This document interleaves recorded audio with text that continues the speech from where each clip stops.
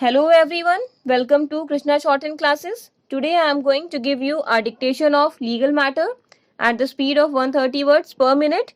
So get ready. 3, 2, 1, start.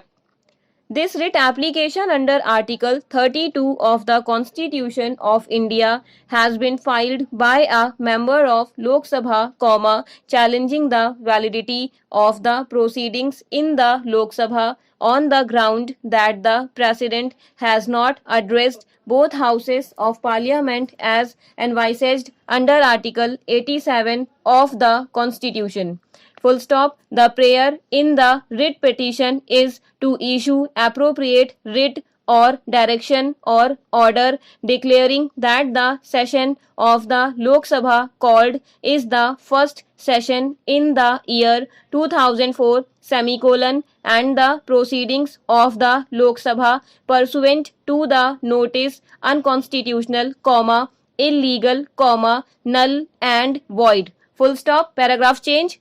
The case set up by the petitioner is that the session was the first session of the Lok Sabha in the year 2004, and there was no address by the President informing the Parliament, the cause of its summons as provided for and required under Article 87 in bracket 1 of the Constitution of India.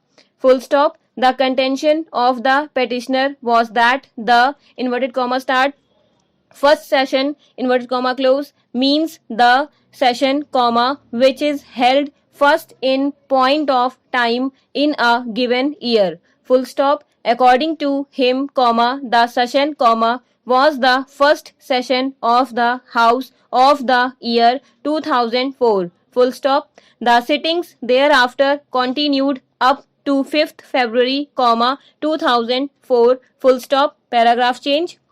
There is no dispute before us that the 14th session of the 13th Lok Sabha commenced on 2nd December, 2003 and was adjourned since die on 23rd December, 2003. Full stop. Thereafter, on 20th January, 2004, the Secretary General of the Lok Sabha, by way of a notice, informed all the members of the 13th Lok Sabha, duly stating that under Rule 15 of the Rules of Procedure and Conduct of Business in Lok Sabha, the Speaker has directed that the Lok Sabha, which was adjourned sine die on 23rd December, 2003, will resume its sittings on 29th January, 2004. Full stop.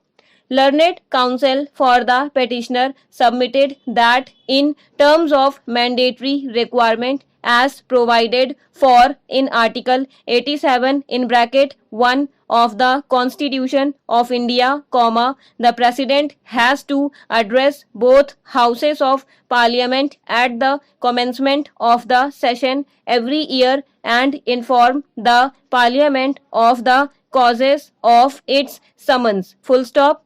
It was submitted that the commencement of the first session of the each year has to be with reference to the first session only. Full stop. Paragraph change. The contention was that the sittings of the Lok Sabha from 29th January, 2004 were unconstitutional or it could not have been assembled at all in the absence of a special address of both the houses of Parliament by the President. Full stop. The House of People could have assembled only after the special address by the President. Full stop. Paragraph change.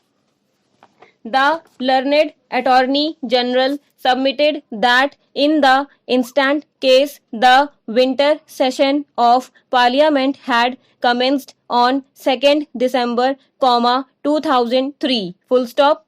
The House resumed sitting of that adjourned session in pursuance of the notice of the Secretary General under Rule 15 of the Rules of Procedure and Conduct of Business in Lok Sabha. Full stop.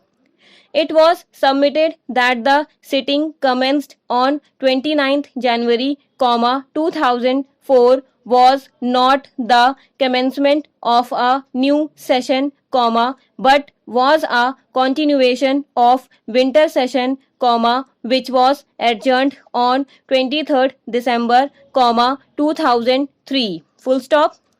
The learned Attorney General further submitted that the word inverted comma first session inverted comma close of the year in Article 87 cannot refer to the resumption of the adjourned session. Full stop. It must refer to a new session. Full stop. It was submitted that the distinction in procedure between the resumption of an adjourned session and summoning of a new session may have to be borne in mind for the purpose of interpretation of Article 87 in bracket 1 of the Constitution of India. Full stop. The submission was that, for the resumption of an adjourned session, the Speaker, under Rule 15 of the Rules of Procedure and Conduct of Business in Lok Sabha, directs issuance of a notice informing the members of the next sitting of the session. Full stop. But if the House is prorogued, it is only the President who can summon the next session of the Parliament. Full stop. It was submitted that in the present case, Article 87 in bracket 1 has no application, as the winter session was only resumed on 29th January, 2004 and no new session was summoned. Full stop.